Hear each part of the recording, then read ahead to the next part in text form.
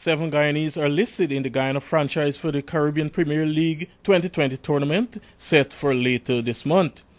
Ramneris Sarwan, Christopher Barnwell, Stephen Jacobs, Ronsford Beaton, Trevon Griffith, Narsing Dionarine and Veersamy Permaul are the players named by the CPL. The 7 Guyanese named will join Sunil Narain, Mohamed Hafiz, Lendl Simmons, Dinesh Ramdin, James Franklin and Martin Guptill, in addition to Krishmar Santoki as the other players making up the Guyana franchise. And the West Indies opened their Champions Trophy campaign against Pakistan at the Oval in England on Thursday as they seek to lay hands on the trophy they lifted in 2004. The West Indies are led by new one-day captain Dwayne Bravo, who is coming off a very successful Indian Premier League season. The West Indies go into the match with several of their batsmen getting among the runs in the 2 warm-up matches against Australia and Sri Lanka.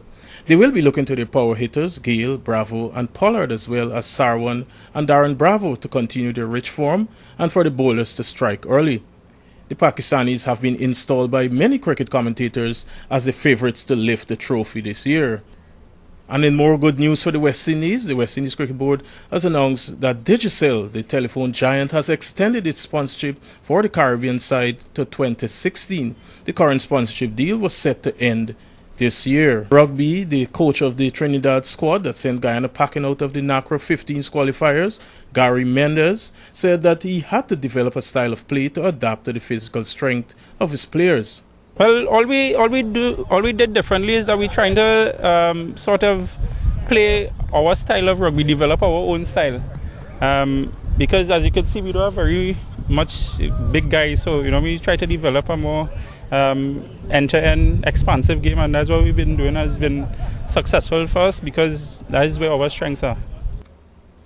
Guyana and Trinidad played on Saturday last, and they were level on 4 points after both beating Barbados, and at stake was the opportunity to face the United States South in the next few weeks. Coach Mendes said he was relieved to see the backs of the Guyanese, who knocked them out of the 2015 World Cup qualifiers last year, but he was loud in praise for what he said was a great team spirit by the Guyanese players. Well, we don't take a break. NACRA has not announced the date for the final game. I would imagine it would probably be on the 15th. So we're going to continue to work. Sorry? You guys playing here in Trinidad? Yes.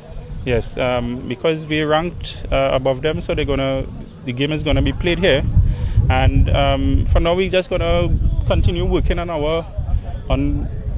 stuff that we need to work on here.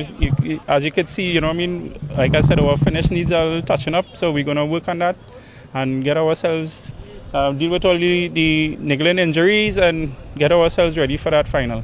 The 3 match between the Trinidad squad and the USA South will be played in Trinidad later this month. And with that, we've come to the end of our Diamond Mineral Water Sports Roundup for Wednesday.